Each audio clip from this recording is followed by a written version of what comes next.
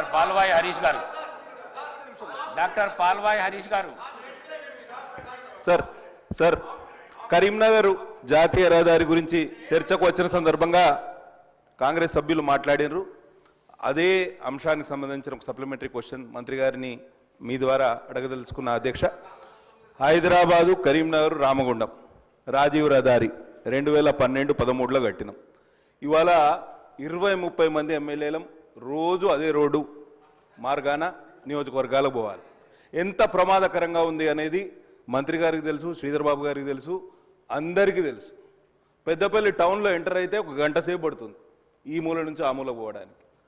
ఇదివరకు మాకు మంచిర్యాలలో అదే సమస్య ఉండే.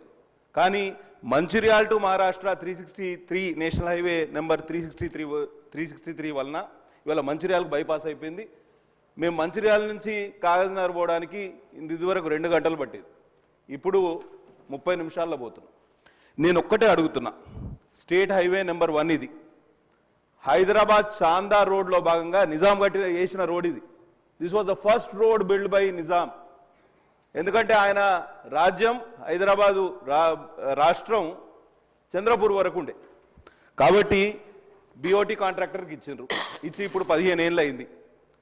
ఇప్పుడు 2036 వరకు ఆయనకు కాంట్రాక్ట్ ఉన్నది.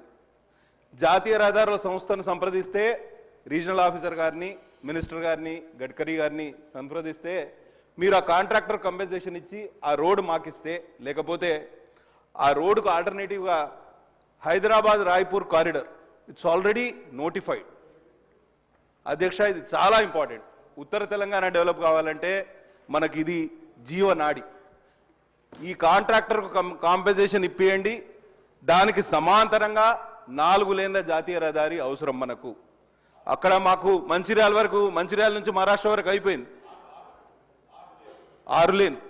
మీరు ఆ కాంట్రాక్టర్ కాంపెన్సేషన్ కొంచెం ఎక్కువ ఉంటుంది, దట్స్ నాట్ వయబుల్, ఫీజిబుల్ అనే మాట మాట్లాడుతున్నారు. దయచేసి అటువంటి ఆలోచనలు చేయకండి. ఎందుకంటే బెల్లంపల్లి వరకు రోడ్ వేస్తే బెల్లంపల్లి టు గడ్చిరోలి అండ్ రాయ్పూర్ బ్రహ్మాండమైన హైవేకి అవకాశం ఉంది అధ్యక్ష. మొత్తం మారుమూల ప్రాంతాలు, వెనుకబడ్డ ప్రాంతాలు అభివృద్ధి చెందడానికి అవకాశం ఉంటుంది. కాబట్టి ఈ రాజీవ్ రహదారిని జాతీయ రహదారిగా కన్వర్ట్ చేయడానికి రాష్ట్ర ప్రభుత్వం ప్రతిపాదన పెట్టాలని మనస్ఫూర్తిగా కోరుతూ సెలవు తీసుకుంటున్నా. ధన్యవాదాలు అధ్యక్ష. గౌరవ ప్రశాంత్ రెడ్డి గారు. సార్ ధన్యవాదాలు.